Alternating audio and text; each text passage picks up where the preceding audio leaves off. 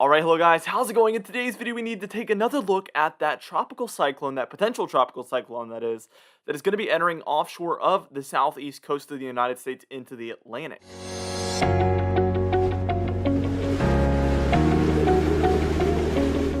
Alright, now before I get into the video, I would ask that you do subscribe if you do like weather-related content, and also be sure to destroy the like button and leave a comment down below, because those two things help me grow my channel so much. I appreciate all of you so much for helping me get the word out to people. Anyway, for today's comment of the day, I want to know, do you think this one is going to head kind of south and then back into the Gulf, or do you think it's going to head kind of towards the north up the East Coast?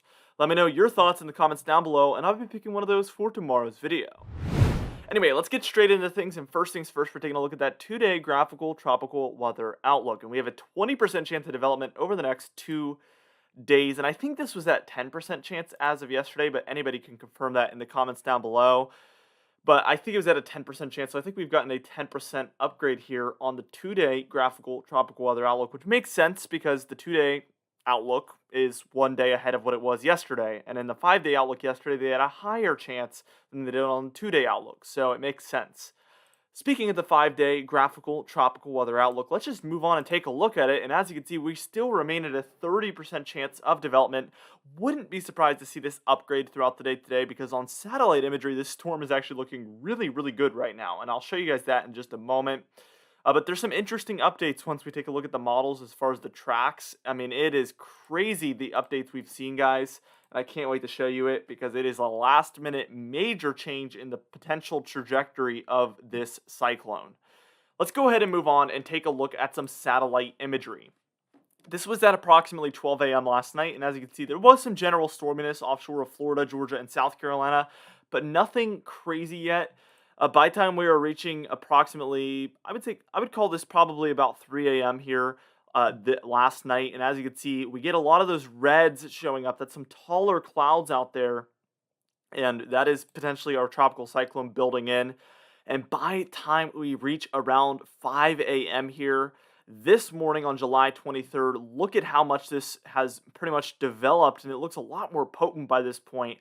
I'm getting worried that this one could actually develop quite soon with how much just intensity this one has gained over the past 5 hours or so. I mean, it has gone from nothing to a very organized area of clouds there. So we're going to need to really watch this one closely over the next 2 days. I wouldn't even be surprised if the 2-day outlook gets its percentage to go up, because of how quickly this one is actually looking pretty decent. But just as quickly as this one has developed like this, it could actually deteriorate a little bit and start to struggle. So we're going to watch this one extremely closely over the next day, and 2 days and 3 days even, as we just track this one over the coming days. Now what we're going to do is we're going to move on and take a look at that sea surface temperature anomalies. Then we're going to take a look at the probability of tropical depression according to the European model. And then we're going to get right into that vorticity according to both our European models and the GFS model.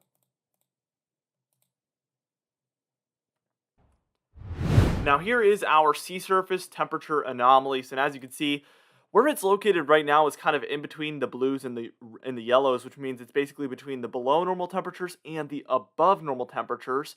Sitting right in between, it's at a good place to where I think it has some warm enough waters under it to where that's not going to be holding it back at all. Even if it was over the blues, I think it would have a decent chance of development, because the waters are about as warm as they get, usually around late July into August. So we're pretty much at prime water temperatures for tropical development, especially offshore of Florida. If you've been there, you know the water is quite warm. So even just being maybe half a degree or a degree below normal is not going to make a massive difference. The water will be warm enough for tropical development, but especially offshore there in those yellows, which is potentially where this one is headed. Now here is the 7-day change, and as you can see, these areas have been warming as well as the entire Gulf and the entire Caribbean. These waters have been really ramping up. Here's a chart here that shows us basically the last couple of months here in the Atlantic, and you can see we are rapidly warming actually as we head towards late July. So it's going to be an interesting August. And the MJO, which is a teleconnection that really affects a lot of storminess around the globe, and it has different phases for different spots, it is looking extremely favorable for this upcoming August for tropical development in the Atlantic. And that is a huge factor, and I think that could lead to a very active August here for tropical development. So it might be pretty quiet right now. We have one smaller storm going on, but I think things are about to get really wild as we head into the month of August and as we head towards the month of September, which is typically the peak of the hurricane season. Anyway, let's just go ahead and talk about that probability of tropical depression according to the European model. And as it stands right now, we're still at a 40 to 50% chances, which is exactly where we were yesterday. And you can see that's offshore of Florida. This is days 0 through 3, which is the 23rd through the 26th. But as we head towards days 2 through 5, you can see it heads basically back where it came from, towards northern Florida, southern Georgia. That is where it looks to head according to the European model. Very interesting to see it kind of just completely turn around and go exactly the opposite direction it came from. But this isn't unheard of. And it's an interesting trend, especially considering this model just 24 hours ago showed it going straight up the coast, and now it's showing it turn around. Now here's the probability of tropical storm, and this model says there is none. So a 0 to 10% chance here, according to the European model, of tropical storm status. So yes, this storm is expected to be a very weak one. Now what we're going to do is we're going to move on and take a look at the European model and the GFS model's individual cyclonic vorticity. According to both of those models, we'll get to see the intensity and the track according to both individual models. Now, first things first, for the European model, this is 2 a.m. this morning, so earlier this morning. You can see it didn't have much cyclonic vorticity. And I've been mentioning this in every single video so far I've made on this storm, but cyclonic vorticity is large-scale rotation in the atmosphere. So a lot like a tropical cyclone or a tropical storm or a hurricane, all of those things would have very large amounts of cyclonic vorticity. So we're watching the cyclonic vorticity because on the bottom you can see the scale, and the further on the right on the scale, the more intense this storm is. We know it's tropical, so we're watching that scale to see if we get any of the reds or pinks, because that would mean it's a very strong tropical system. Now, as we move this towards about 8 p.m. tonight on Friday, July 23rd still, you can see we get a lot more of a widespread storm here with darker reds. This would already be probably a tropical depression according to the European model already today. By 2 p.m. tomorrow, certainly Saturday, July 24th there, we see a lot of purple showing up, an organized low pressure system pretty well offshore of Florida, but that is a more intense storm. Same story by about 11 a.m. here on Sunday. It has not weakened much by this point, and we still have a very strong storm, but now it's heading back west. And as you can see, it hits in between Florida and Georgia, according to this model, as a weaker storm on the morning of Monday, July 26th. Very, very interesting, obviously, there. Let's take a look at what the GFS model has to say, and this is at about maybe 8 a.m. on Friday, July 23rd. You can see it as a much weaker storm, yellows and oranges, probably not even a tropical depression, but it has this storm by about very late on Saturday, I would say about 11 p.m., heading directly south towards the Bahamas and potentially southern Florida.